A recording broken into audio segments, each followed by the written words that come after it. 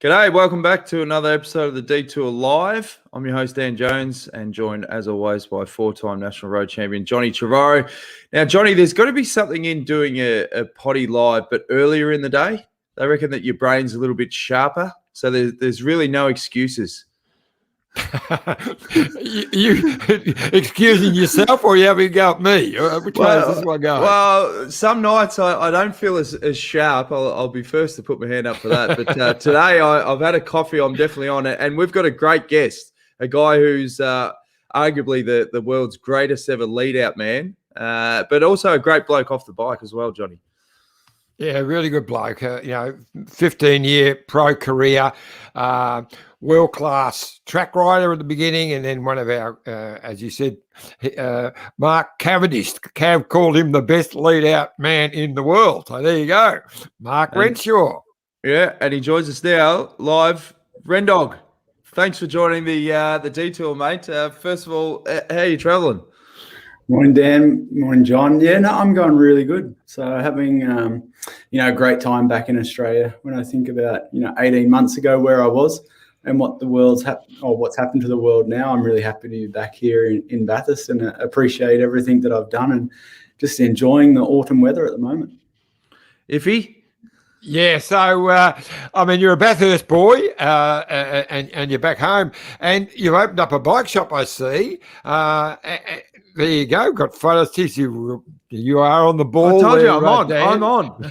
I've got another photo of the pedal project. It's a great name, Renshaw's Pedal Project. And I've just been looking online myself before. It's a very impressive looking shop.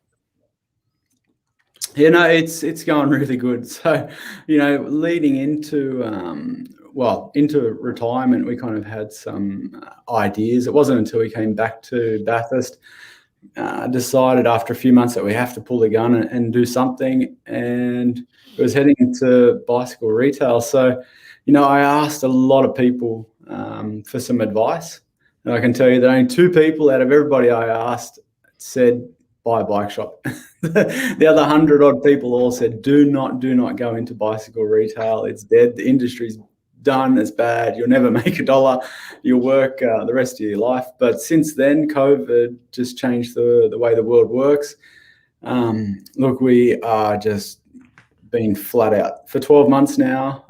It's coming on 12 months only in the shop, but we've just been full gas since we got the keys. And, there's a lot of issues at the moment with stock and availability and things like that.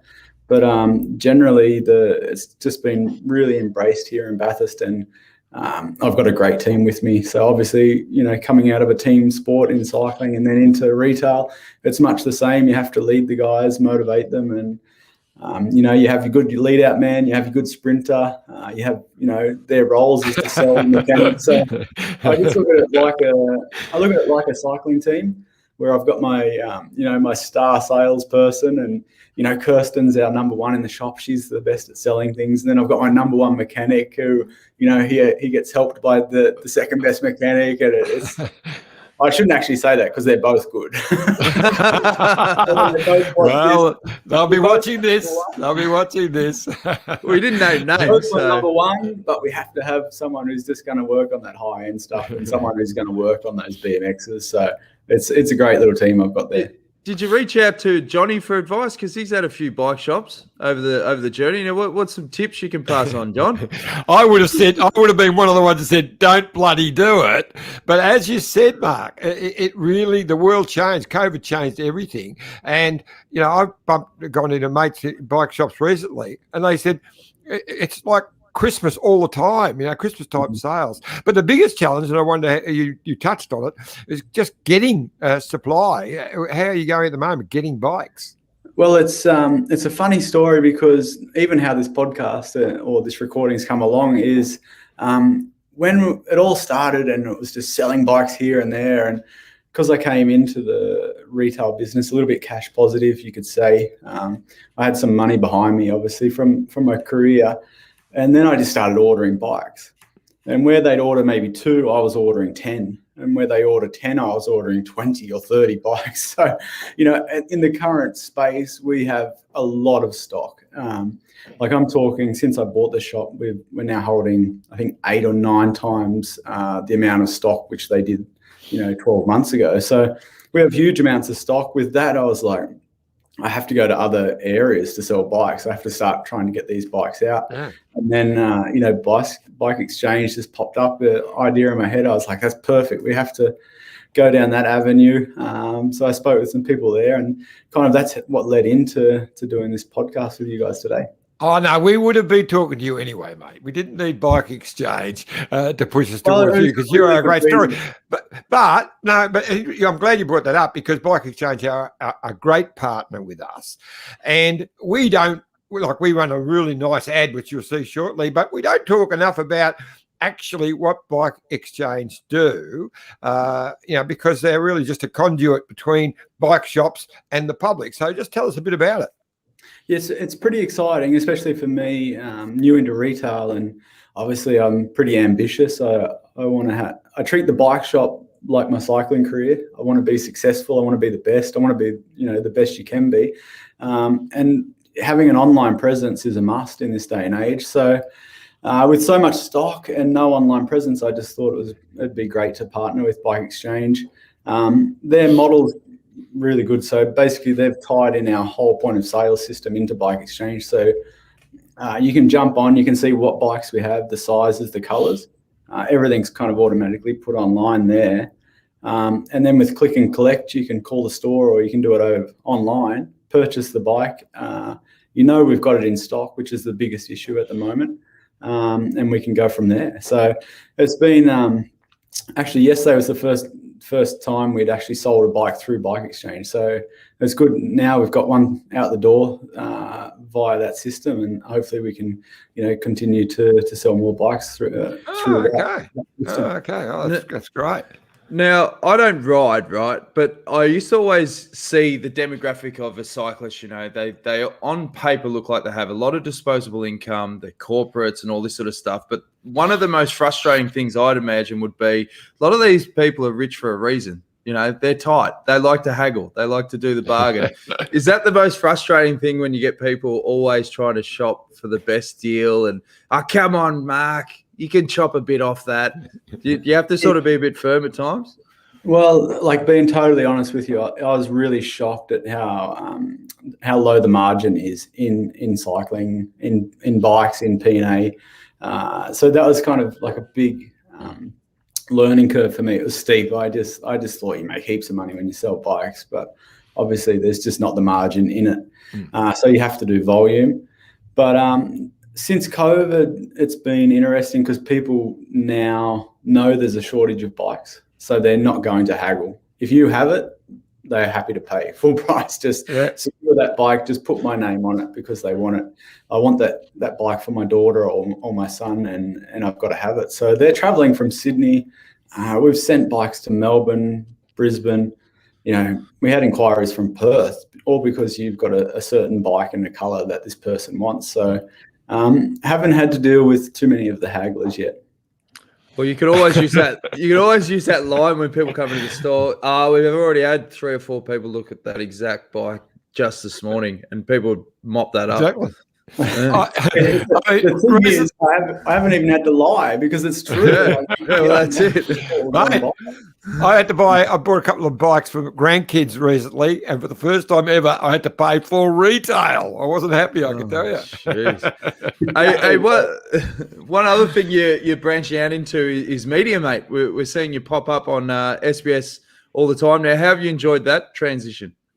Look, that's another thing that's been a big change from my career, is going into the media side of things. And I'm probably pretty harsh on myself. I think there's a lot I can improve on, but it's also really hard when they stack you up against McEwen, Keenan, Kate Bates. All these people have done so much time in the media. So another steep learning curve, something I've got to improve and work on. But as I keep saying, I've got a lot of insights that I want to share with people. It's just learning how to, get them across on media. Don't get nervous while you're on TV, and go from there. So hopefully there's more work coming up with the Tour de France, and they're a great team, and I think SBS has been great for Australia and cycling.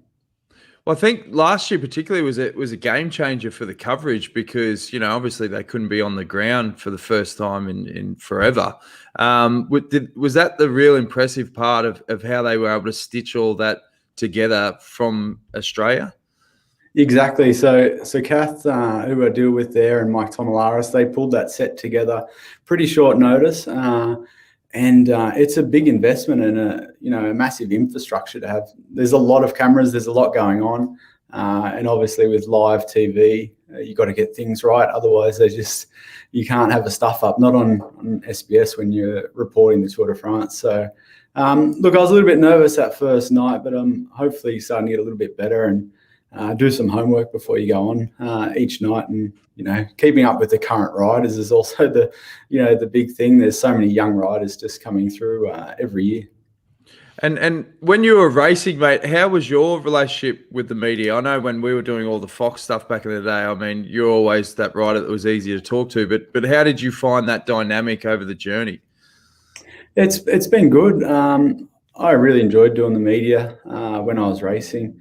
Obviously, there's some times there when I probably didn't want to talk to them. It's pretty hard once they stick a mic in your face when you're just about to get booted out of the Tour de France. And what do you think? What happened? It's like, I probably just should have turned and walked a few times. But I had really good experiences, and I'm enjoying being on the other side and just looking forward to that day that I can go back to the Tour de France and stick a microphone in Sam Bennett's face and go in depth at what happened in the sprint. Iffy? It's funny you say you were a bit nervous when you first started, but you don't look nervous when you're doing the show. Matter of fact, you look very relaxed. So I think that's how it comes across anyway. I'm glad it comes across like that because on national, like on TV, you don't want to make a fool of yourself. But look, I'm comfortable because I know what I'm talking about. It's something I've done my whole life. So as long as I generally try to speak from the heart. Don't talk too much BS and call it how it is, and generally that works well. And how do you go with the time zones? Because when you're going live from Australia, I mean, you're doing recaps at 2:30, 3 in the morning. I mean, it must be tough to get you be able to even think sharp at that time. Yeah, last year was obviously being the first year that I kind of did the tour from Australia was very different because I did a lot more work for NTT, who they were the company they sponsored. What was Dimension Data rolled into NTT. So majority of the tour last year, I did a lot of online hosting events for NTT because I was slated to do their VIP program in the tour. So my first event for NTT was, I think it was 2 a.m. in the morning. They had 12 of their biggest clients on this call, like Zach Brown from McLaren, all these kind of, big banking people from USA. And first gig for me was hosting this online event. So that I was really nervous because obviously didn't know online stuff, thrown straight into the deep end with them, but it worked well. And between SBS and NTT, it was a big month back here in Australia and a lot of late nights. And you mentioned you'd love to get over the tour and do questions on the go. Is that something that you strive towards down the track to have more of an active role in the cycling media? Yeah, I'd love to play a bigger role. Really looking forward to the day we can get back to Europe because I kind of packed up the suitcase and left in September in 2019 and haven't been back. And it's every year twice now in March, I'm like, I need to pack up my suitcase. It's getting too cold in Australia. I've got to get back to Europe. And we don't, it's a big change. And being back on the ground, being relevant in the sport, and sharing so many insights and my knowledge is something, I'd love to do in the future. Do you still keep in regular contact with guys like Cav? I mean, obviously he's been a big talking point, with his victories at Turkey. It's just been huge, particularly for his confidence as well. Yeah, no, bounce some messages with a lot of guys. I speak with a few of them. Haven't spoken with Cav on the phone since, he had that stellar week, but bounced a few messages. And look, it's amazing to see that he's bounced back like that. It shows, I think, how much drive he has as an athlete. And I think you have to remember that he had some dark times and a couple of hard years there. And he's just kept the motivation, and that drive to be there. So it's amazing. And I know him well, so I know what he's capable of. But I'm still pretty proud that, he's gone from here back down to here, and now he's back on top of the game. So it's great to see. Yeah, pretty amazing, really. Yeah, it's staggering. But look, we're going to talk with you about your career shortly, but I'd just like to get your impressions of, and talk about Cav's interesting because he's well into his 30s, but how the sport's changed. Like before, you had to sort of serve an apprenticeship, but with all these 20-year-olds and 21-year-olds winning the Tour de France and everything, it doesn't seem to be that apprenticeship anymore. People just jump in. So and you've only been out for just 2 years. So that's changed quickly in that 2 years. Look, it's been a massive change. And I think it's probably progressed over the last 3-4 years that we've seen a change from, you turn professional, you're a neo-pro, you get up in that top 20 and suddenly you've got like a 10-year pro just saying, get down the back, like you are not allowed up here. Find your place in the back. And now we see these young guys, like Van der Poel or Van Aert, there's a whole heap. Those guys have been around a little bit, but pretty much they stepped into the road peloton and they were at the pointy end straight away. I can remember when I turned professional, I kind of got up in the top 20 in the, a stage finish in Tirreno Adriatico, and I had Cipollini just look at me and just like, what the hell are you doing here? Get back there. And it's like, pull the brakes on, reverse out of there. Because you don't want to piss off Mario Cipollini. And then some of the guys like Jan Kursipu, at that stage, McEwen was on top of his game. And it was, you're in awe of all these guys that you're in, bumping shoulders with. But, this day and age, as you said, John, kids are turning professional and they're winning sprints and they're winning races. First year, like neo-professionals. So it's amazing. It shows that the sport has definitely changed in the last 5 or 6 years. We did a great little podcast just a week or so ago with young Jay Vine, who came through the Swift Academy, and suddenly, and he, because of the whole COVID thing, he hadn't met any of the guys because he rode through Turkey, and as you know, almost won the damn thing, but he hadn't met any of the team until the day before the race. He gets there, or 2 days before. So he gets there, meets the guys, and the next thing he finds himself leading out his sprinter, Philipson, or Jacobson, whichever one it was, rubbing shoulders with Cav. And here he was, he'd never even met these guys. And he just said it was a surreal situation. And it would have been like that's how that would have panned out. It was like totally true. He's just been thrown in the deep end. He's straight to Turkey, and he's in a world tour race with Mark Cavendish, who he's a massive following, a massive personality of the sport, and suddenly you're racing with him, rubbing shoulders and having a stellar tour. So his teammates would have been shaking their head because when you've got a young kid who's signed, comes in, and then all of a sudden he comes in with great form, and then he's having a stellar tour. And I think how they would have thought of him would have dramatically changed during the week, because suddenly it goes from this new kid, you stick him on the front to ride the week, and suddenly he's in the wheels, going for results. So I can imagine that he would be feeling very out of place. It's funny, you can hear a lot of the older riders, the amount of times they say in interviews now, there's just no respect in the bunch anymore. Like, they are generally getting pissed off, whereas the younger riders are like, well, you're gonna have to respect the results because we can beat you. So those old days are done. It's look, that was a big thing in the last few years of my career. I took on kind of that role in the peloton where you pull a young fella aside and you say, look, we're 20 Ks to go. In that situation, you could have braked. There was no need to come underneath me, or there's no need to, elbow me or clash there. We're not in the finish. And it's that attitude. As you do get older, your attitude does change in the peloton. And you do come up against the older guys like I was, where they'll give you the pointers and they'll say, look, at that moment you needed to brake because there's too much, pressure on that moment. Nobody wants to crash. We're all professionals. We have to make it to the finish. We can't do these results unless we get there. So there is generally a changing of attitude the older you get. But there is certain riders in the bunch who do tell the young guys, yeah, you have to calm down a little bit. And then it's that mentality of a young guy. He's I'm here to win. I'm here to get results. I want a bigger contract. But it's always those older riders who have to remind them that if you want to have a long career, you've got to make it there. Well, you're talking about mentality. I mean, how do you develop a mentality to be able to handle those sprints? I mean, you got to be crazy, don't you, at certain points? Well, I guess you start off, in a bunch sprint, you'll always be a sprinter and you've got a bit of a knack for it, but you do have to learn a little bit of risk. How much risk are you willing to take at that moment? Because one thing I always said to Cav is we have to make it to the finish to win. If we don't make it to the finish, we can't win.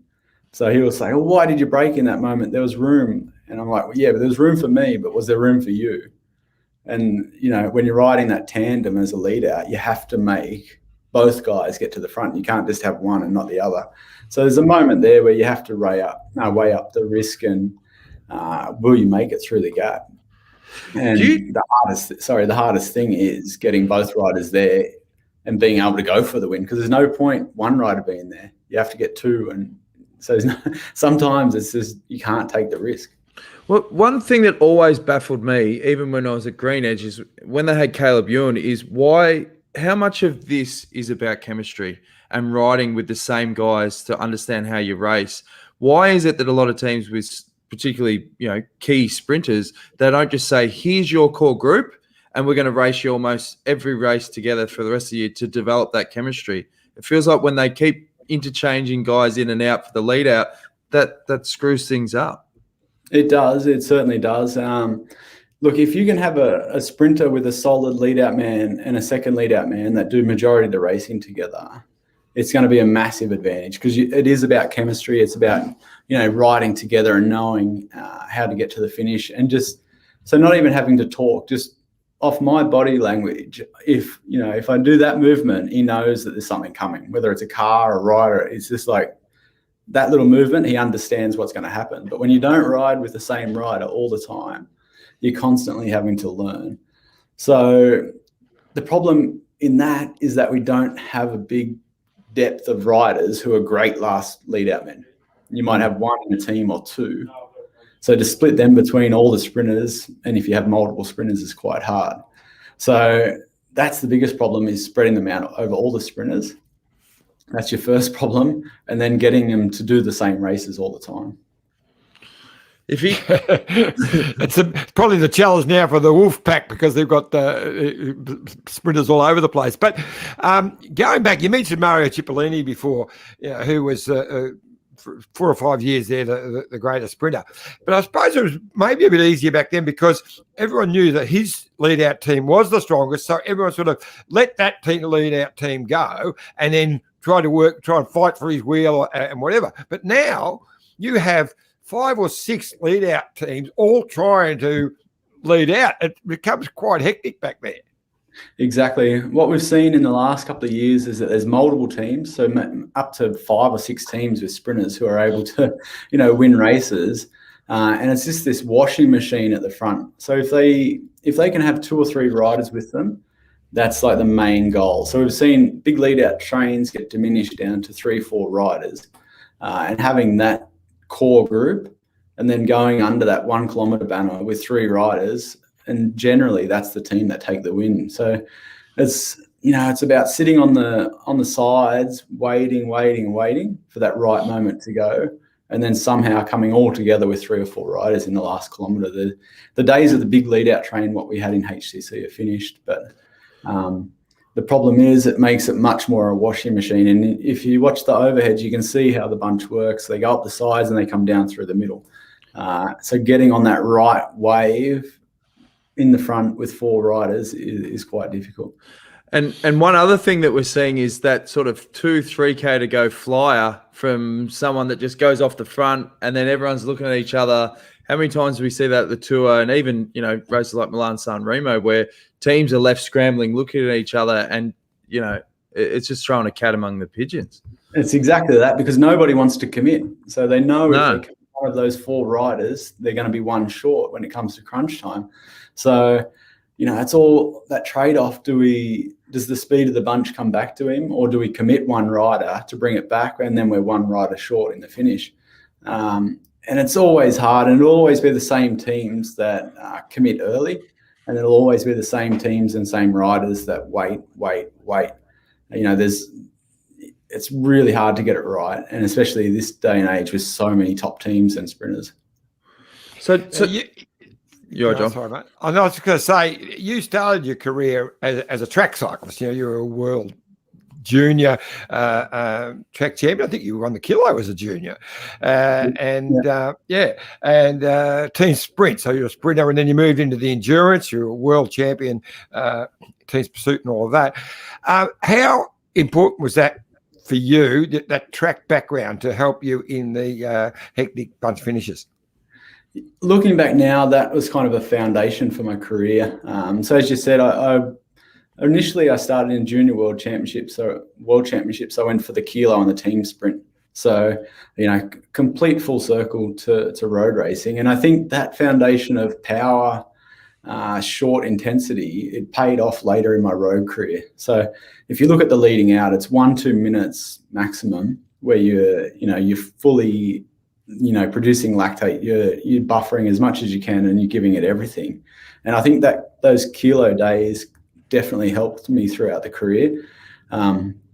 So I won the Junior World Kilo Championships. I won the overall World Cup for the kilo I think I was 18 or 19 years old. And, the fastest time I ever rode was a minute flat 0.2. So only 0.2 off breaking, the minute mark in Mexico City on a crazy gear. With 93.8 was the gear I rode in Mexico City. So looking back, those times were pretty fast. And then to completely morph into track endurance and then road cycling, I definitely helped those. I think those days of the kilo was great for my road career. So take us through in 2006 when you joined Credit Agricole, and then you teamed up with Tor Hushoff. Is that where you really started to learn the craft of the lead-out train? Yeah, so in 2006, I'd already been pro 2 years before in Francis de, so I had teammates, like Cookie, Baden Cook, Brad McGee, Matt Wilson, Philip Gilbert, Bernard Eisel. So I had those days at FDJ, I had, some great guys to learn from. And then once I went to Credit Agricole with Tor, I kind of come of age a little bit. So I lost kind of all that, that puppy fat that you have as a neo-pro. Trimmed down, realized that I was probably never going to be the top sprinter. So if you're going to stick around for a long time, you've got to find a niche and something you're good at. And it went towards leading out. So, I could easily be in the right position, but I was never there for the win. So I thought if I can just morph that into a lead out rider and, put Tor in the right position. And he was good. He won a few races that season. And once you start getting a little bit of praise, I committed to it, and as a team sport, it was important to have people that really commit to you. How important was preparation, like in those lead outs, particularly knowing the parkour, like you were saying before, little signals that you give to the guys behind you? Did you have to know that race route back to front, particularly in the final sort of couple of Ks? But you got to remember that only the last few years do we have Google Maps, Street View, GPS, GPX data for your Garmin, all these kind of things. In the early days, we didn't have. So the very early days, early 2000s, you got the race book, pretty detailed map. It wasn't until we started getting all this online stuff. And I can remember back 2010, 11 in HTC, we'd have the laptop on the bus. We'd be zooming in, dropping the little man for your street view, looking exactly at the corner. And, that was the first memories of, sitting on the bus into a stage, looking at the corner, that was 180 kilometers down the road. So to have that kind of, I suppose be a professional through those years and those changes was amazing because, we were ahead of our game. We were on top of the world. We were winning races, and we had this little advantage that we could see the corner and predict what we'd be able to do on that corner. Iffy? Success. Before we move on too far, I just wanted to go back. So you came through, like with New South Wales Institute of Sport. It's amazing how Brad McGee managed to get FDJ, a French company, to come on board and sponsor sort of the development squad for the New South Wales Institute of Sport. That sort of got you into FDJ. Tell us a bit about that, because that was an amazing scenario. It was. It's crazy to think back that that's the avenue I went down, because the year prior, I went to Italy with the AIS. I had some people tell me there that, you're just probably not going to make it. You're just not going to be one of those top guys. So the year after, this is after NSWIS, Brad arranged through that NSWIS team and FDJ that I'd go to Dijon as an amateur. So I spent 8 months living in France, in Dijon, in this amateur team, and it was because contacts with Brad and FDJ that I got there. So Dijon's the home of Lapierre bikes, a lot of close ties with the team, and kind of that was the big foot in the door. Is when I performed in that team, that gave me a stagiaire at the end of the season. And from there, it was just bigger and better things. Did you struggle when you first moved over to Europe? We mentioned this to all the Aussie riders, just being so far away from home and not growing up in the concrete jungle as such. How did you find that transition? Yeah, it wasn't too bad for myself. I think I handled it pretty good. I was pretty mature already because we'd been traveling a lot with the track, doing World Cups in Mexico and Russia and China and all these places. You grow up pretty good and you learn how to travel. But definitely being thrown into an amateur team, and I spoke zero French. I just turned up, I'm Mark and bonjour.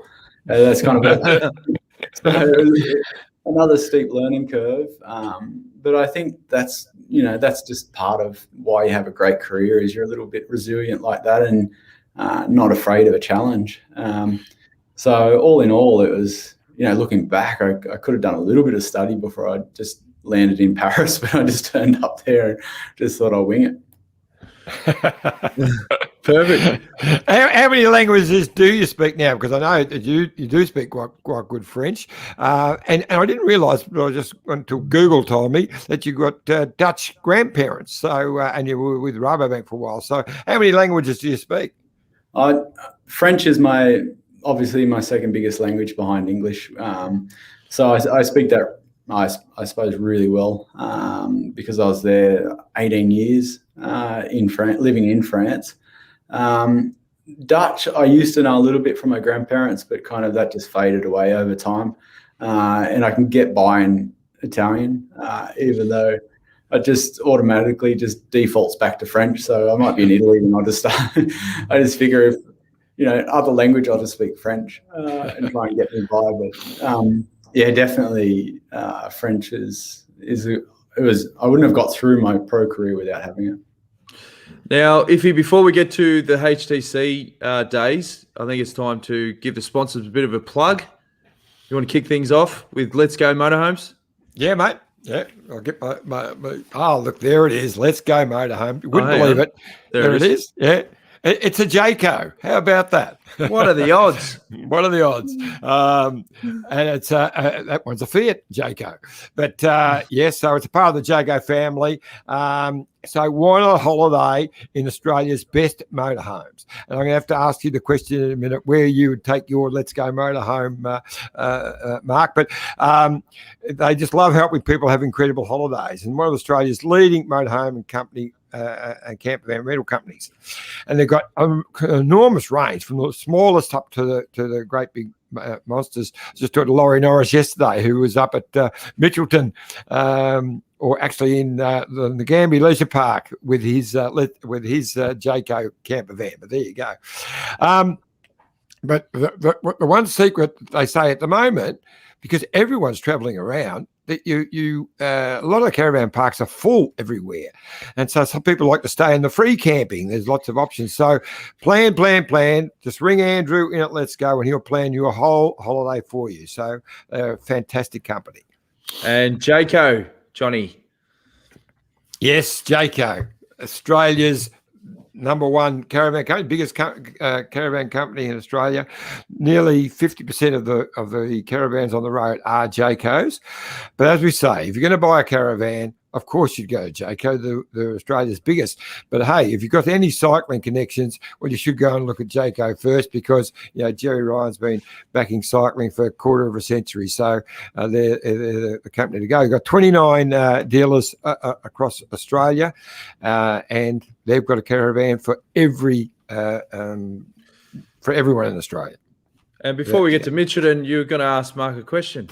You asked it and then you forgot about it. Yeah, well, but if you were going to grab your Let's Go or your Jayco caravan and go for a holiday, where would you want to go? Well, obviously, I'm Australian. I've kind of grown up here, but the fact was I spent more time in Europe than Australia, so there's plenty of places to discover. Just a week or two ago, I did a crazy gravel ride from Canberra to Wollongong. And some of the national park between those two cities was amazing. I'd preferably go to the beach somewhere. Look, in all honesty, I'd probably go north. Noosa is amazing. Canberra was amazing. It's hard to pinpoint one. I'd probably go north to Queensland. There you go. And Mitchelton wines, Johnny. There it is. Now, I know that you've been up there in the past, Mark, because it's absolutely amazing. You mightn't have been there since he built that new hotel that you're looking at there in that photo, but one of Australia's favourite wineries and a place of escape. Experience the history, the beauty and the serenity of the Goulburn Valley at your own pace. Looking out over the vineyards from the iconic tower. And there it is, that wonderful swimming pool there, built by Paul van der Haar, famous footballer. Recharging the day spa, explore the seasonal menu at the Muse, and stop by the Providor, touring their cellars and tasting their absolutely amazing signature wines. There's one of them right there. And so, but the amazing spa set up there, so you can recharge by day and relax at night. And also, of course, it's become renowned for its amazing venue for weddings and that special function. There's a happy couple there, and I think there's another happy couple about to pop up on the screen. There they are. And of course, the beautiful Goulburn River. And you can get married outside an amazing area that got set up there, or in the specific great locations inside under the tower. And of course, then you go down into the cellar at the amazing Aboriginal art collection, the largest private Aboriginal art gallery in the world, and just some amazing stuff. And there it is, the $10,000 Land Cruiser with the €3.5 million paint job. I've got a drinking game for people watching or listening to this. Every time John says the word amazing, have a shot. You won't get through the back half of the show. All right, well, it's time for a quick word from our great mates and Renshaw's great mate, Bike Exchange. Look at this bike. You think it's just a bike, right? But it's not. It's a bike 374 people are looking at. This guy, this girl, them, all looking at it. People from here, there, and wherever this is. People that are looking for a bike. Or just a piece of it. Amateurs, semi-amateurs, and pro-amateurs. This guy wants this bike, but with this crank and these bars. This could be the perfect match. But not this one. This girl has a bike to sell, and thousands of people might purchase it. Eyes on Bikes help grow small businesses. His, hers, yours, and the latest data and insights help those businesses keep moving. We are the world's #1 bike marketplace, with over 500,000 products and 900 brands, where buyers and sellers are brought together in a place where a bike is never just a bike. Bike Exchange, where the world buys, sells, learns, and rides. Thanks again to our great mates at Bike Exchange. We've got a few comments come in live. Caroline Harbeck, good morning, lads. G'day, Caroline. Bradley Higgins says, Laurie Norris was in Shepparton scouting out course for Junior Road Nationals for 2021 to be held in Shepparton and Goulburn Valley. And Wendy Superfan says, hey, guys, don't forget Melbourne to Warrnambool is on tomorrow. She'll be at the finish line. And Bradley Higgins says, and a plug for Bike Exchange King Valley Gravel event this weekend in Whitfield. So, yeah, the Melbourne to Warnie's on tomorrow, Iffy. That's a big Yes, one. I'll be down there bright and early. I think it's 8 o'clock start, just down at Avalon, just down the road. So it doesn't really start in Melbourne anymore, Avalon, but a bit like Paris-Roubaix. It hasn't started in Paris for about 50 years either. But no, it's a great bike race. You would have ridden a couple of Warnies, did you, Mark?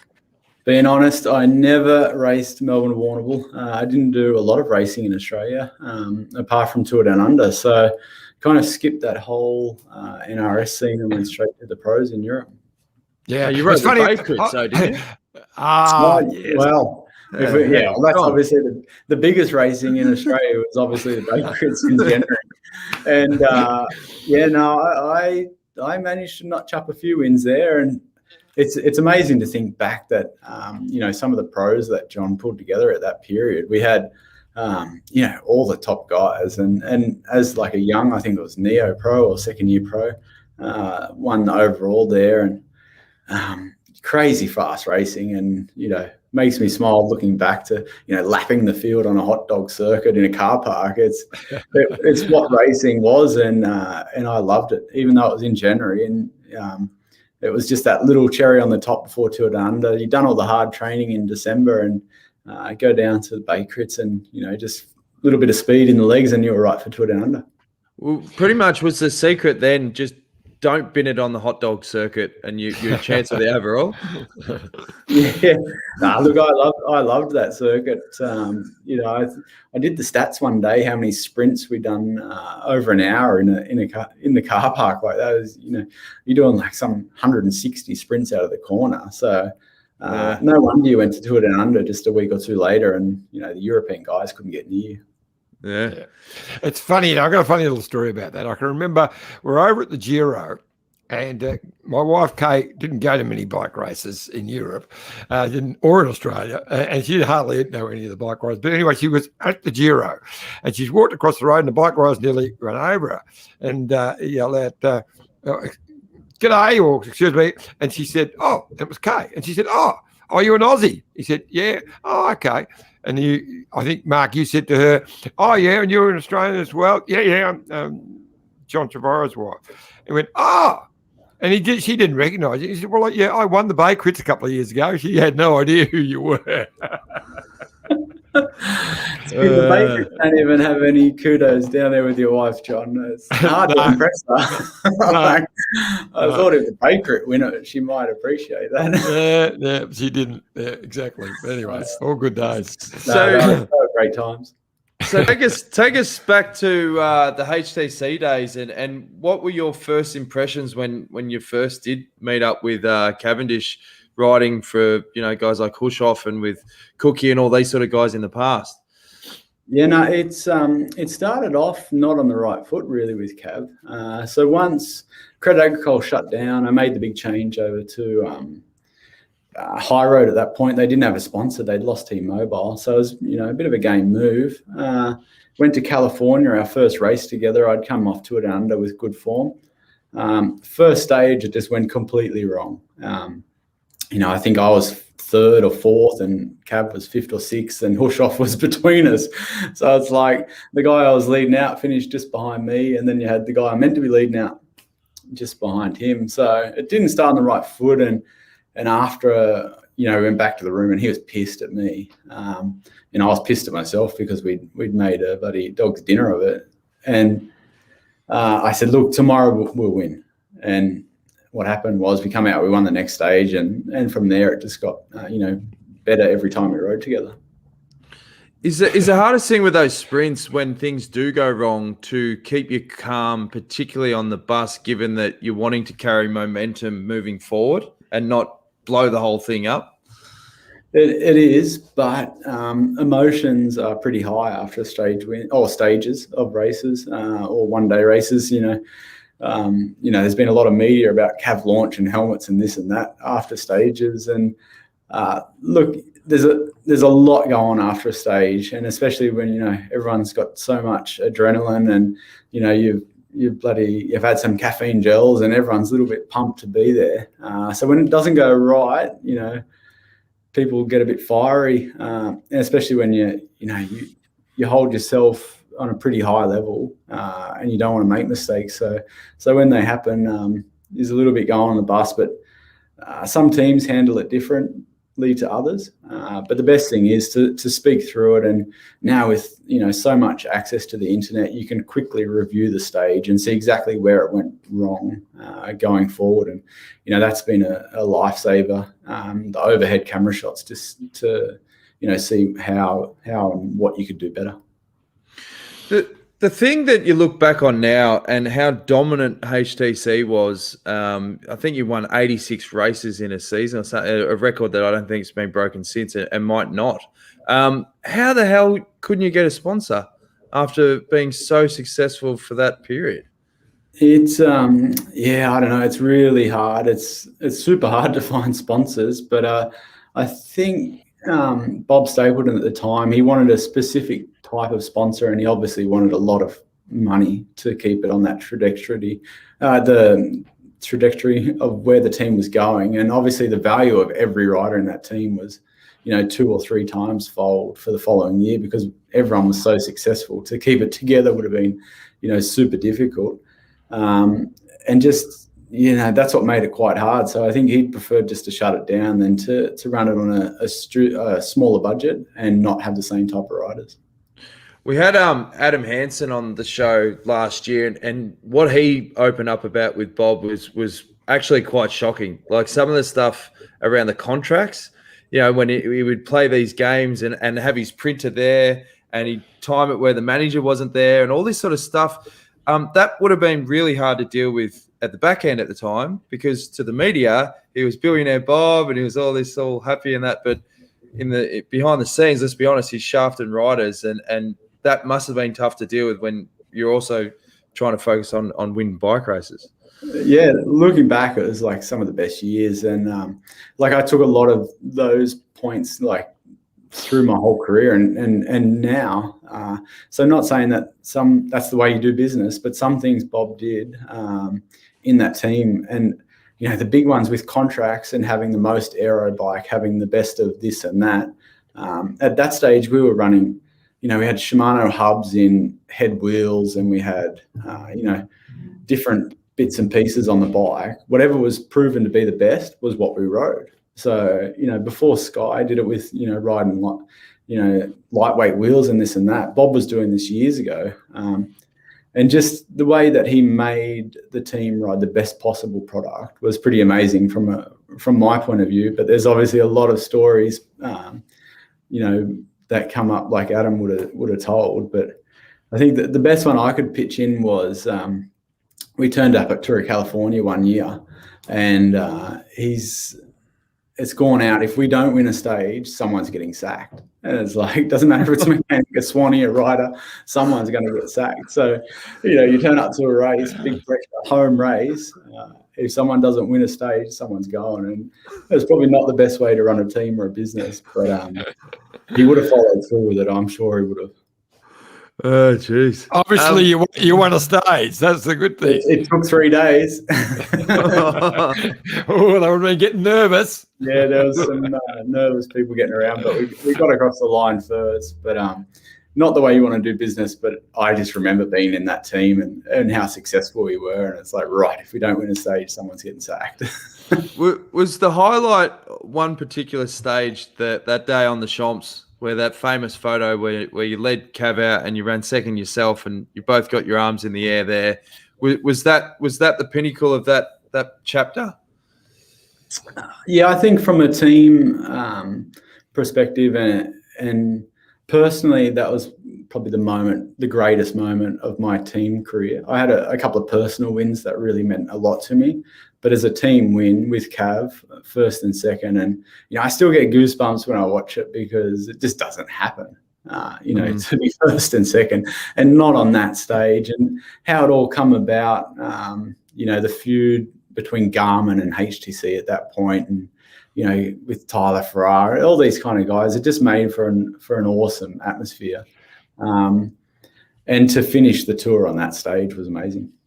So I think that was 2011, wasn't it? And I think it was earlier, wasn't it? Was it? Cav won 5. 2010. Next year he won 5 stages. Was it? It kind of all blurs into one, that whole HTC period, because we even had Gossi there, Gossi leading me out, leading Cav out into the last corner in Paris. Like, you can't lose, you couldn't lose with that. I was going to say 2011 was a great year for you because you won the Tour of Qatar as well, which was... Actually, I think about it, it's 2009 I was second on the last stage of Champs-Élysées. So first year was stage. 2010 I got an early mark, and 2011 we won with Cav on the Champs-Élysées. But the feud, you talk about the feud in 2010, the backstory was George Hincapie could have gone into the yellow jersey. And Whitey tells the story. He was in the team car, and the boss of Garmin, who's American, said, no, we don't want that other American team to have the yellow jersey. Put some guys on the front and pull that gap back to essentially inhibit Hincapie being in the jersey. Now, that caused a big shitstorm at the finish. I think the Garmin guys got the bus and took off. If I ever write a book, this stage will get a chapter in the book because so much happened on this one stage. We rolled out, a breakaway went away. We had, 12 guys and Cav in there. So Cav was going to take maximum points at the intermediate sprint. He's looked at George and said, should I roll through? And George is like, no, go back. So Cav's like sat up and gone back to the bunch, but George is like, no, go back to the back of the group. So like we missed maximum points on this sprint. We had George going to take the yellow jersey. That stage Garmin chased, and then him and Lance had a massive blow up that day, and they were best mates. And then it was Vanderbilt. There's so much going on that stage. Fast forward to the end of the stage, George misses the yellow jersey. We had Cav in the green, who didn't maximise his points. He got scrubbed in the finish for deviating off his line, so moved to last in the bunch. And then I believe we had Tony Martin going for the white jersey, who missed that as well. So in one day, we lost all these jerseys. So it'll get a whole Look forward to reading that one. They were crying in the hallways. It was, like when you look back, and that's one of 2 instances we've lost the green, the yellow, and the white all in one day. So there's another chapter for that other stage there. But so much emotion, and the tour means so much. And could you imagine George taking a yellow jersey? Now that he's retired, it's unbelievable to think that just one little thing like that, a call from a sponsor, can change a rider's career. Yeah. Do you find that those guys in the top? I mean, we saw it when they did the Netflix doco on Michael Jordan. These top guys, they've all got that super competitive spirit. Is that something that you saw in guys like Cav and these sort of elite sprinters, that no matter what, you could be playing cards with him and he has to win? Like, it's just consumes who they are. Yeah, I guess that's the big difference between me and him. You do exactly like that. You play a set of cards and Cav's got to win. You're Cav's got to win. It's always win. It makes him a winner. I guess it's that little bit extra, because in training, I could probably beat him in a sprint. We do standing starts together, and 5 out of 6 times I can put him away. But come race day, I can't get within 10 lengths of him. So it's just that little bit extra that they have. They want to win. They want to be the best. And then when it comes to crunch time, they handle pressure. They can perform under pressure, and that's what makes a difference in a leader. So 2012, if you decide to stop being the lead out man, and you move to Rabobank. Here's a great little pick there as the designated sprinter. What made you take that on to make that decision? Yeah, that's another big backstory there. At that point, we were in where were we? We were in a team together, and he wanted me to go with him when Cav went to Sky, actually. So HTC was closing down. He was already going to go to Sky, and I just wasn't feeling the love in the team there. I just sensed that if I went there, it wasn't going to be right. Anyway, a lot of things happened, and kind of Rabobank came to the fore and said, we're going to give you a chance. We want you to do some leading out, but majority you'll get a chance in the tour and this and that. And I just thought I'd take the opportunity, so I wasn't going to get it again.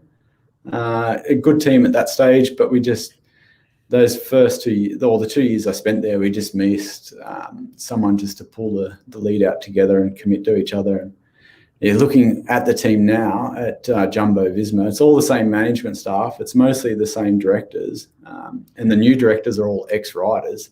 So it's just all the guys that I worked with. So they've turned this team around from being, one of the oldest, most respected teams now, challenging Ineos, it's amazing the change that they've had since we were there in 2012.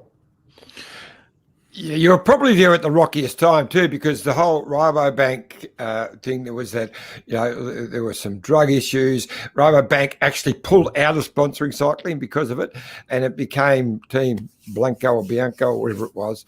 So that was probably all made it even tougher. Yeah, it was, looking back, there's some big changes. In one off-season, we kind of went back from Europe and suddenly got a call saying Rabobank are pulling out. Don't worry, they're going to pay all their money, and we're just going to call it Blanco. So, some big things to hear in the off-season because, no one wants to hear that the team's shutting down. And so that was now the third team I'd been in. So I had Credit Agricole shut down, pull the sponsorship, HTC shut down, pull the sponsorship, Rabobank pulling all their money. So it was like... You were the kiss of death. How much harder was it going from being the lead-out guy to the expectation of trying to win? There's a big change, more pressure. And just what I struggled with was just that little bit of timing. I just couldn't get the timing right. Whereas as a lead-out rider, I knew exactly when to go and where I could get to. But as a sprinter, as a winner, I just couldn't get that timing right. I was going too early. I was going too late. And go too late, you just get hung up in the wheels, and you never really even get to fully commit into a sprint. So it took a long time to change that feeling and get the right feeling of when to go and where to go. And I never really probably performed to my maximum potential, even though looking back, I had the best physical shape of my whole career in those 2 years at Rabobank. Did it make you appreciate just how good Cav was when you were put into that situation? No. Probably a different way of putting it was I saw the difference that a good team makes. That was probably the biggest thing. Having teammates that fully commit to you and just having everyone dialed in on an objective, I saw the difference there. Because in Rabobank, I was just one side. You had the GC side, and then you had, the guys going for stage wins. So without going in with a clear goal, I saw the difference that would make. Did it affect your love for the sport when you've gone from so many victories and team victories through that HTC period to not experiencing that as much throughout a season? No, that wasn't really a big effect. I think what was a bigger aspect was when we're in HTC and we're winning multiple stages of races on a day, and winning the race and not being that fussed about it. So I remember there was, times where I'd go and race with Andre Greipel instead of Cavendish, and we won 3 or 4 stages of this race, not Eneco Tour, a race in Holland or Belgium there, and it was like I can remember ringing Christina and just saying, he won again. Yeah, it's like Greipel's third win, whatever. It's like, and then you roll it 2 years forward, and you'd love to win a race. So that was kind of the big change, is that in a team when you're winning so much, you take it a little bit for granted. You raise a good point, because even through the Sky Days, talking to a few of the ex-riders, they were getting frustrated even when they won the Tour de France. It was all about, all right, we've got to plan for next year, or we've got to plan for the next race, or we've got to think about San Sebastian. There was never that time to adjust and appreciate it. Do you find now that teams are understanding more, it's okay to celebrate, it's okay to have a laugh, it's okay to go about things a little bit different rather than that robotic approach to winning races? Being honest, I think that's just a mentality from a professional sport or athlete or team that once you achieve a goal, you want to set a next goal, which is bigger and better and harder. And so you're constantly trying to, climb a ladder. So I think athletes and high performance people, I think you have a feeling of loss when you achieve the goal. So if it's all about just winning one Tour de France, you win the Tour, and I imagine riders would then feel empty because you've achieved that goal. What do you do now? So I think that's why professional athletes and teams always have a goal after the goal, because suddenly, instead of feeling like you're on top of the world, you feel empty and lost because you've achieved it. But you do hear a lot of athletes when they retire, they often say, I wish I could go back and appreciate what I achieved a lot more in the moment, because as you know, it just goes so quick, all these things we're talking about, it's gone, and that must, yeah. Looking back now, I wish I could have done another 5 years professional, because now being out of it for 18 months, I appreciate it. I realized how good it was. I was paid to ride my bike, train, eat, healthy, be fit, and that was my job. It was amazing. And traveling around the world, I was on top of, if I could go back now, I was stuff owning a bike shop. I'd like being a professional. But, the reality is father time waits for no one. And it got to a point where I trained more and I was performing less. And that was just age. So, and then when you start to throw your family and your kids and your wife, you have, more important objectives than, hanging out with the mates on the bus. And, but looking back, geez, I had so many good times. So I was going to ask, so after your rower bag, you come back in the partnership with Cav, with Quebec Dimension Data. How did that come about? Was it Cav who approached you, or was it just the Quebec team? No, so we were in another team and we needed a change, and we wanted to take a big chunk of riders. So we had Bernie Eisel also come on board, and Rolf Aldag. We had a lot of the staff even made the move across. So it was a big move in cycling, and he's pulling all these big names together and going to a smaller team, which is basically a new team in pro cycling. So it was a big move. Took a lot of organising, but they kind of got it across the line late in the season. They made the announcement, and it started off with a bang. The following year, we went to Tour de France, and Cav took his first yellow jersey. So a lot of people were probably shaking their heads at that move. Yeah, and that period, particularly towards the end, I mean, when did you realise? Okay, well, as you were saying before, you're training harder and it just wasn't working. Was it a tough decision to say, okay, I think I'm going to have to pull the pin on the career? No, it wasn't a hard decision. It didn't happen overnight. It took time. Being honest, 2018, I didn't have a great year. I had, a lot of sinus problems, and it's just, I wasn't on top of my game. And then I thought, I signed one more year and I was going to have a really big 2019.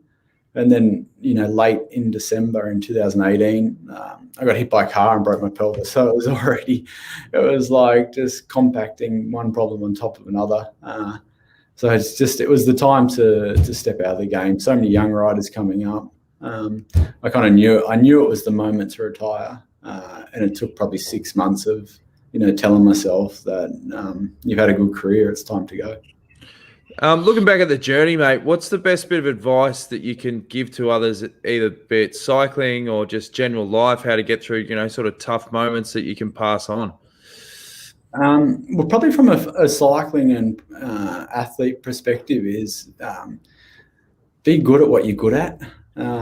Like I spent a lot of my years trying to lose weight and climb better, and it was no point. I needed to be good at what I was good at, and that was sprinting, leading out, bunch finishes. So don't worry about the weight, just worry about, the lactate buffering, worrying about, doing 9 sprints one after another so you can do that rather than, climbing mountains trying to lose weight. So once in my career, once I accepted that I needed to train for the things that I was good at and not so much the others, was a big defining moment.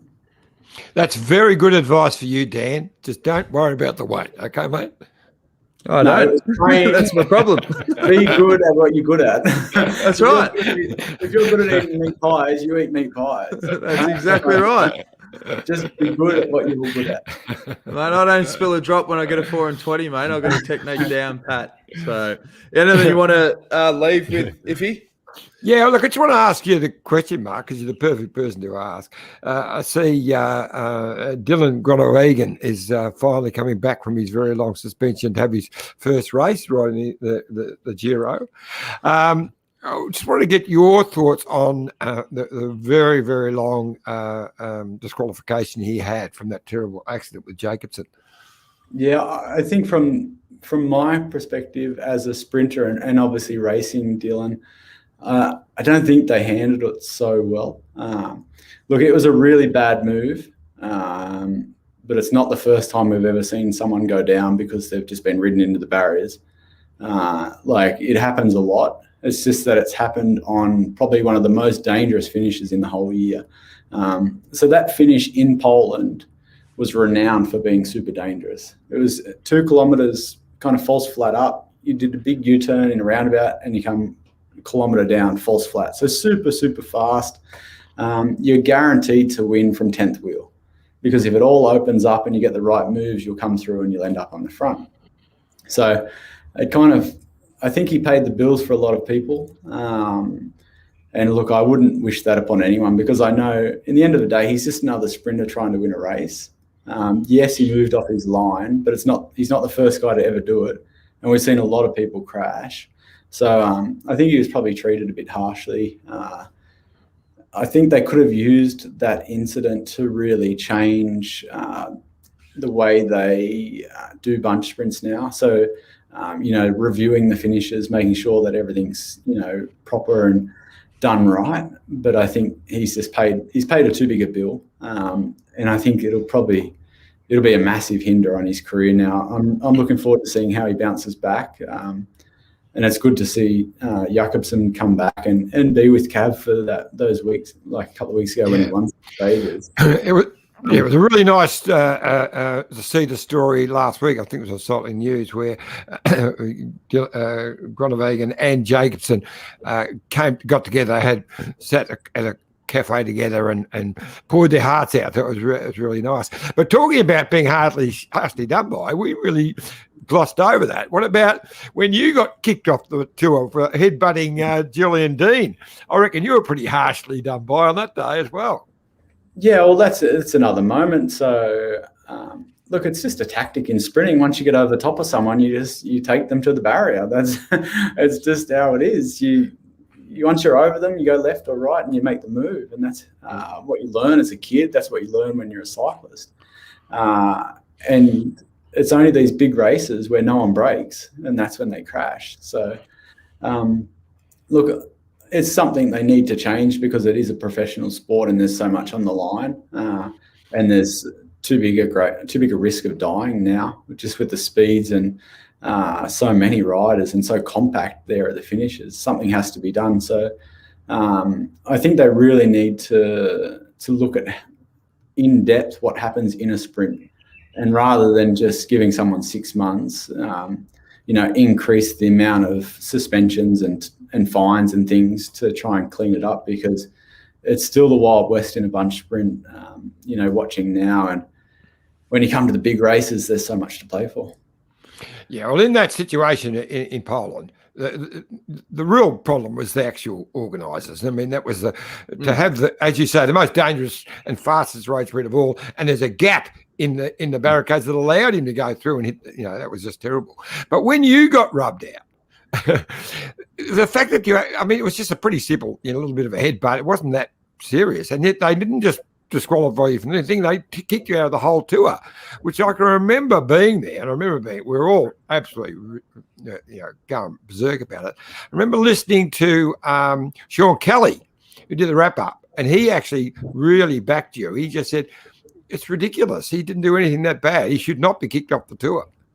There's another chapter in the book here that we're going to talk about. But look, the whole wrap up is, I deviated off my line. Well, actually, I didn't. Julian Dean passed me. He deviated off his line. And the only way I could move him, because he was in front of me, was with my head. So you can't get the shoulder to or elbow to him because he's in front. So, a bit of track skills and what you do as a kid growing up is you give him a quick headbutt, and the first two kind of moved him. That third one was for good measure. So really, the third one was for good measure. This move here didn't go down really well. So we can scroll as well. So so you got one move, two move, just move, and then opened up. So it wasn't until the third one, and this move on Farrar probably wasn't my finest moment, but he was going nowhere. Let's be honest, he was trying to just take the wheel. Looking back, the reason I got scrubbed was because Pesho, who was I think the race director at that time, he pretty much was watching the finish on TV. He had Jackie Giron calling the finish on France 2, and Jackie said on TV live watching that, he's got to go. That's not acceptable. He's got to go. And the reason I was kicked off the tour was because Pesho said the image just wasn't what cycling was. So it was more the image of me headbutting him than the racing incident. So for that reason, they kicked me off the tour because of the image. There you go. Also the reason that Tony Martin and Luke Rowe got booted there a year ago, because you can't have those images on TV. You can't have young kids seeing Luke Rowe just turn left on Tony Martin and vice versa. Well, geez, if the image was all the question, imagine if they had footage of you, Johnny, at the Sun Tour when you got off your bike and had a full-on punch on for 5 minutes, didn't you, with another rider? Yeah, that's my best Sun Tour, actually. But Dumps and I had a punch up and I lost eight minutes in the first day. But anyway, you didn't get kicked off for that.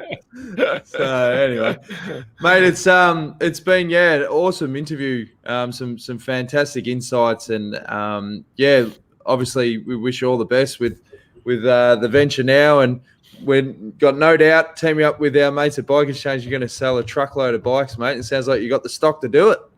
Yeah, no, I have definitely got the stock, outlaid the cash. So now we've got to try and sell some, because they'll just keep coming in the next few months, and hopefully things start to return a little bit to normal, and then I can start traveling again and enjoy the world. Is there a website that you can direct people to if they want to buy directly from the man himself? Well, the best bet is to go bikeexchange.com and you just do a search for our store, Renshaw's Pedal Project. So once you get on our shop site on bikeexchange.com.au, you can navigate to our shop site. You can see all our inventory as far as bikes. Give the shop a call and we'll make it happen. And mention the detour. You won't get a discount, but it's just good for our database. That's it. Exactly. Now, my last parting comment. I just had a great idea, Mark. I reckon if we poor old Bay Crits didn't happen earlier this year because of COVID, but we're working hard to bring it back for next January. But hey, we're going to get you back, get you involved. You can come on the commentary team as a former dual Bay Crits overall winner. Yeah, look, I love the Bay Crits. John, and I love going around those car parks at 50k an hour. It's, it's some of the best memories I have. And obviously, you've had some great support from Jerry. Jaco, big supporter, and I'd be more than happy to come back. And we've got some good young guys out of New South Wales and Bathurst here. So Will Hodges going for the win tomorrow in Melbourne, Warrnambool. Tom Bolton, another young guy up here in Bathurst. So definitely looking forward to travelling a bit more and following the cycle in Australia. Just a throwaway, you just mentioned you never actually rode the Melbourne to Warrnambool because of the you're racing in Europe most of the time. I'm actually going to have lunch with Hank Vogels, who's here with his team riding tomorrow's Warrnambool. He only ever rode it once for exactly the same reasons. He said, I wish I could have ridden more. But so Melbourne to Warrnambool tomorrow, folks. I might, strap on the shoes and do a little bit of training and make a comeback. Just some NRS stuff, John. Sounds good to me, mate. 18 months of no racing. God, I don't know that too much. Good stuff, mate. Great to chat, mate. Great to chat. Thanks for having me on. We'll speak to you soon, and enjoy the massive spike in sales on the back of the show. Yeah, cool. Thanks, guys. Good on you, mate. Mark Renshaw, what a absolute legend. As you said, you've got the Melbourne and Warrnambool tomorrow, but we've got the Giro starting in a week's time, and Team Bike Exchange's Simon Yates would have to be one of the favourites to take out the overall. Yeah, look, I think he's on the books. He's second favourite, but I would say he is favourite. I reckon he's got the form, and he's got absolute desire, because only a couple of years ago he was going to win it. He just dominated and had one bad day. That's all it took, one bad day. Came back and won the Vuelta later on that same year. But he's got a burning desire to make up for that, and I reckon he's going to win it. Well, the team itself's got a burning desire as well, because you go back a couple of years before that with Chavez leading it into the penultimate day, and that was just one bad day. And they actually had, I think it was a couple of team cars stick it up in pink, ready to go. And, well, it still sent shivers when I saw the bloody Joe Pesci hug Nibali at the top of that climb. Oh, it's filthy. Don't trust him. We're going to have some good episodes next week, and then we're going to be going live every night for the Giro. So we're going to get back to the old routine. So as we always say, mate. Yep, as we always say, make sure that you subscribe to the YouTube channel so you get a notification every time we go live. And we're looking forward to some cracking episodes next week and getting the Giro underway. So we'll speak to you all soon. Thanks for tuning in. Ciao for now. Bye.